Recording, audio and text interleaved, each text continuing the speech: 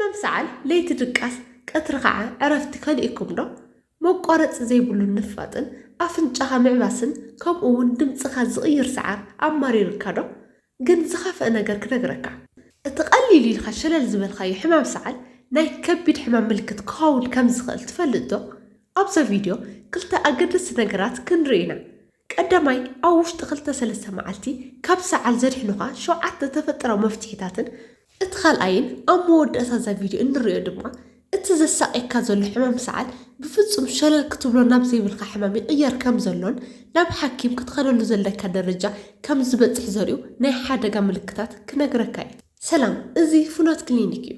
ኣብ ሰሙን 2 ግዜ ናባኹም ንፍንዎ ህይወት ዘድሕን መደብ ጥዕና ንከየምልጠኩም ቻናልና ሰብስክራይብ ይግበሩ።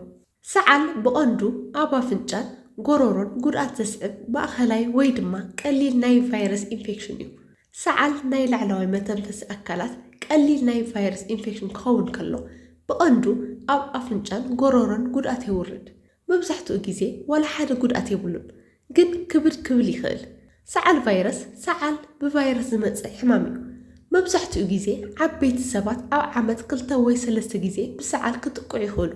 ህፃናትን ንኣሽቱ ቆልዑን ድማ ኣብ ዓመት ውሽጢ ብዙሕ ግዜ ሰዓል ክሕዞም ይኽእል።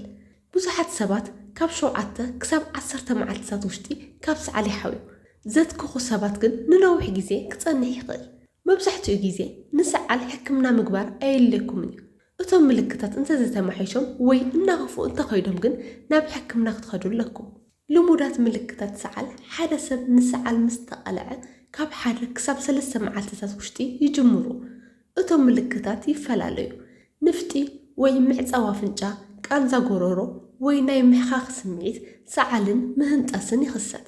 ብሓፈሻ ዘይጥዕም ስምዒት ይፈጥረልኩም። ቁሩብ ቃንዛ ኣካል ወይ ቀሊል ቃንዛ ርእሲ፣ ትሑት ደረጃ ዘለዎ ርስኒ ክህልወኩም ይኽእል። ካብ ኣፍንጫኹም ዝወፅእ ንፍጢ ጽሩይ ኮይኑ ይጅምር፣ ድሕሪኡ ድማ ሓፊስን ቢጫን ክኸውን ይኽእል እዩ። እዚኦም ለውጥታት ኣብ እዋን ሰዓል ልሙዳት እዮም። እዚ ሕማም እዚ ብዝተፈላለዩ ቫይረሳት ዝመጽእ ክኸውን ከሎ መብዛሕትኡ ግዜ ካብቶም ምልክታት ሕማም ከም ንፍጢ፣ ካብ ኣፍንጫ ምውሓስ፣ ቃንዛ ጎሮሮ፣ ሰዓል፣ ማእኸላይ ርስኒ፣ ምህንጣስን ሓፈሻዊ ድኻም ይኽሰት።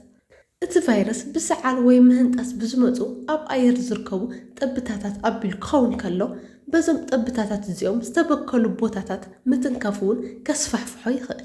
ካብቲ ሕማም ንምሕዋይ መብዛሕትኡ ግዜ ሓደ ሰሙን ዝወስድ ክኸውን ከሎ እቶም ምልክታት ግን ክሳብ 2 ሰሙን ክጸንሑ ይኽእሉ። ናይ ቫይረስ ኢንፌክሽን ስለ ዝኾነ መድሓኒታት አንቲባዮቲክ ብፍጹም ውፅኢታዊ ኣይኮኑን።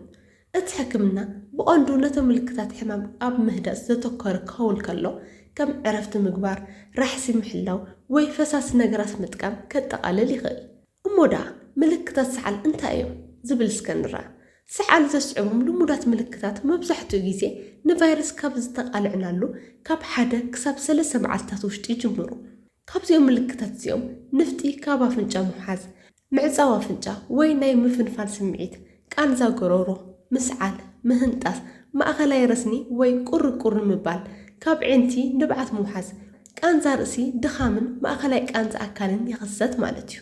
ሰዓል ደኣ ብምንታይ ምክንያት ይኽሰት? መንቀሊኡ እንታይ እዩ ዝብል እስከንርአ። ሰዓል ዝኽሰት ብብዙሓት ቫይረሳት ኣቢሉ እዩ። ብቐንዱ ግን ክኽሰተሉ ዝኽእል ዓይነት ቫይረስ ራይኖ ቫይረስ እንብሎ እዩ። እዚ እምበኣር እቲ ኣዝዩ ልሙድ ዝኾነ ናይ ሰዓል መንቀሊ ቫይረስ እዩ። ካልኦት ድማ ከም በዓል ኮሮና ቫይረስ ዝኣመሰሉ ዝተፈላለዩ ዝርያታት ናይ መተንፈሲ ኣካላት ሲንሳያል ቫይረስ፣ ፓራ ኢንፍሉዌንዛ ቫይረሳት እውን ንጉንፋዕ ከስዕቡ ዝኽእሉ ዓይነት ቫይረሳት እዮም። እዞም ቫይረሳት እዚኦም ብቐሊሉ ይመሓላለፉ። ዝመሓላለፉሉ ድማ ብሰዓል ወይ ምህንጣስ ብዝመፁ ኣብ ኣየር ዝርከቡ ጠብታታት ኣቢሉ ምስቲ ብሕማም ዝተለኸፈ ሰብ ብቐጥታ ብምትንካፍ በቲ ቫይረስ ተበከሉ ቦታታት ብምትንካፍ ድሕሪኡ ድማ ንኣፍንጫ፣ ኣፍ ወይ ኣዕንቲ ብምትንካፍ እዞም ቫይረሳት እዚኦም ብቐሊሉ ካብ ሓደ ሰብ ናብ ሓደ ሰብ ክመሓላለፍ ይኽእሉ። ንሰዓል ተቓልዕቲ ዝኾኑ ሰባት ኸ እንታይ ዓይነት ሰባት እዮም ዝብል ድማ ክነግረኩም። ንሰዓል ኣዝዮም ተቓልዕቲ ዝኾኑ ሰባት ቀዳሞት ንኣሽቱ ቆልዑ እዮም።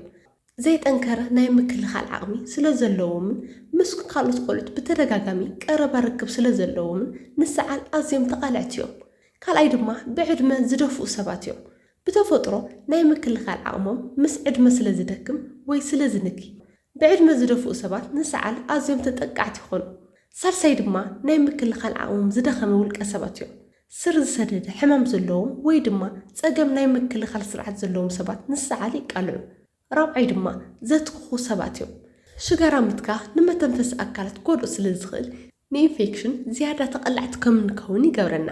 ሓምሻይ ድማ ኣብ ቀረባ ሓደ ቦታ ዝርከቡ ሰባት እዮም። ከም ኣብያተ ትምህርቲ፣ መውዓሊ ህፃናት ወይ ህዝባዊ መጓዓዝያ ትራንስፖርት ትጥቀሙ እንተኮይንኩም ጀርም ብቐሊሉ ኣብ ዝዝርጋሐሉ ቦታታት ትርከቡ ስለ ዝኾንኩም ንሰዓል ተቃልዕቲ ትኾኑ። እዞም ውልቀ ሰባት ወይ ጉጅለታት ንተደጋጋሚ ወይ ከቢድ ሰዓል ኣዝዮም ተቃልዕቲ እዮም። ከምኡ እውን ነዊሕ ናይ ምሕዋይ ግዜ ክወስደሎም ይኽእል። እሞ ደኣ ንሰዓል ሕክምንኡ እንታይ እዩ ዝብል ድማ ክነግረኩም። ሕማም ሰዓል መድሓኒት ስለ ዘይብሉ እቲ ሕክምና ካብቶም ምልክታት ዕረፍቲ ኣብ ምርካብ ዘተኮረ እዩ። ንሰዓል ሕክምና ንምግባር ቀዳማይ ዕረፍትን ራሕስን ምሕላው እዩ። ዕረፍቲ ምግባርን ራሕሲ ምሕላው ወይ ድርቀት ምክልኻልን ወይ ፈሳሲታት ብበዝሒ ምውሳድን ካብ ሰዓል ንምሕዋይ ቀንዲ ነገራት እዮም። ኣካልኩም ነቲ ቫይረስ ኣብ ምቅራስ ከደብ ይኽእሎ። ኣካልኩም ራሕሲ ክሕዝ ምግባር ነቲ ንፍጢ ንምቕጣንን ነቲ ምጭናቕ ንምውጋድን ይሕግዝ። እቲ ካልኣይ ድማ ሙቐት ዘለዎም ፈሳሲ ምውሳድ እዩ። ከም ሻሂ፣ መረቕ ንቓንዛ ጎሮሮ ንምህዳእ ክሕግዝ ይኽእል። እቲ ሙቐት ንቓንዛ ጎሮሮ ንምህዳእ ንንፍጢ ንምልስላስ ከምኡ እውን ንናይ ኣካል ናይ ምክልኻል ስርዓት ንምሕቃቅ ይሕግዝ። ሳልሳይ ድማ ሳላይን ናሳል ስፕሬይ ምጥቃም እዩ። ንምዕፃው ኣፍንጫ ንምፍታሕ ስለ ዝሕግዝ ማለት እዩ። እቲ ራብዓይ ድማ መዓር እዩ። መዓር ንሰዓል ክህድእ ይኽእል እዩ። እንተኾነ ግን ካብ 1 ዓመት ንታሕቲ ንዘለዉ ህፃናት ብፍጹም ኣይምከርን። ሓምሻይ ድማ ተወሰኽቲ ቫይታሚን ሲ ምውሳድ እዩ። ተወሰኽቲ ምግቢ ወይ ብቫይታሚን ሲ ዝሃብቶም ፍረታትን ብምምጋብ ናይ ምክልኻል ዓቕሚ ንምዕባይ ከምኡ እውን ንናይ ሰዓል ንውሓትን ክብደትን ከጉድል ይኽእል። እቲ ሻድሻይ ድማ ሙቐት ዘለዎ መረቕ ምጥቃም ውዑይ መረቕ ምጥቃም መጠን ራሕሲ ከምፅእ ከሎ ንምልክታት ሰዓል እውን የወግድ። እቲ ሻውዓይ ድማ ፃዕዳ ሽንጉርቲ ምጥቃም እዩ። ፃዕዳ ሽንጉርቲ ፀረ ተህዋስያ ባህሪ ስለ ዘለዎ ንኢንፌክሽናት ንምክልኻልን ናይ ምክልኻል ዓቕሚ ንምዕባይን ይሕግዝ።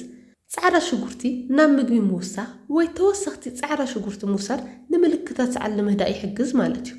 እዞም ተፈጥሯዊ ሕክምናታት ንምልክታት ሰዓል ንምህዳእን ንናይ ኣካል ተፈጥሯዊ መከላኸሊ ሜላታት ንምድጋፍን ይሕግዙ። ንሰዓል መዓስ ኢኹም ሕክምና ክትገብሩ ዘለኩም ዝብል ድማ ሕጂ ክነግረኩም እየ። መብዛሕትኡ ግዜ ንሰዓል ናይ ሕክምና ክትትል ኣየልድን እዩ። እንተኾነ ግን ገለ ፍሉያት ምልክታት እንተስተውዒልኩም ሕክምና ምግባር ኣለኩም።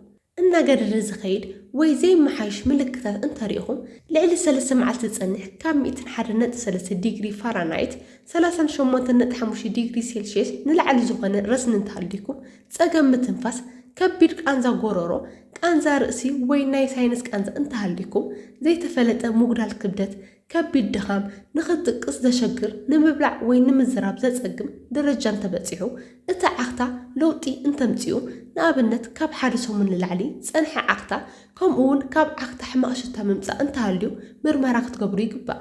መብዛሕትኦም ሰዓል ዘለዎም ቆልዑ ናይ ጥዕና ክንክን ኣየሎምን እዩ። ውሉድኩም ሕክምና ክገብሩ ዘለዎ ግን ሓደሽቲ ዝውለዱ ህፃናት ክሳብ 12 ሰሙን ዝዕድሚኦም ረስኒ 100.4 ዲግሪ ፋራናይት 38 ዲግሪ ሴልሺየስ እንተሃልይዎም ኣብ ዝኾነ ዕድመ ዘሎ ቆልዓ ልዕሊ 2 መዓልቲ ዝፀንሕ ረስኒ እንተሃልይዎ ከም ቃንዛ ርእሲ፣ ቃንዛ ጎሮሮ ወይ ሰዓል ዝኣመሰሉ ኣዝዮም ብርቱዓት ምልክታት ፀገም ምትንፋስ ንምብላዕ ዋላ ሓንቲ ድሌት ምጥፋእ እንተተኸሲቱ ንውሉድኩም ናብ ሕክምና ክትወስድዎም ኣለኩም። ስለዚ ክቡራትን ክቡራን ተዓዘብትና ካብዚ እዋን እዚ ንድሓር ኣብ ብዙሓት ሰባት ሰዓል ቁሩብ እናገደደ መፅኡ ኣሎ። ስለዚ ፀገማት ሰዓል ንምክልኻል ነዞም ተፈጥሯዊ መፍትሒታትን ነዞም ብዙሓት ነገራትን ክትገብሩ ኣለኩም። ንነብስኩም እውን ካብ ሰዓል ንምክልኻል ነዞም ጥንቃቐታት እዚኦም ክትገብሩ ይግባእ። ናይ ሎማዓንቲ መደብ ጥዕና እዚ ይመስል።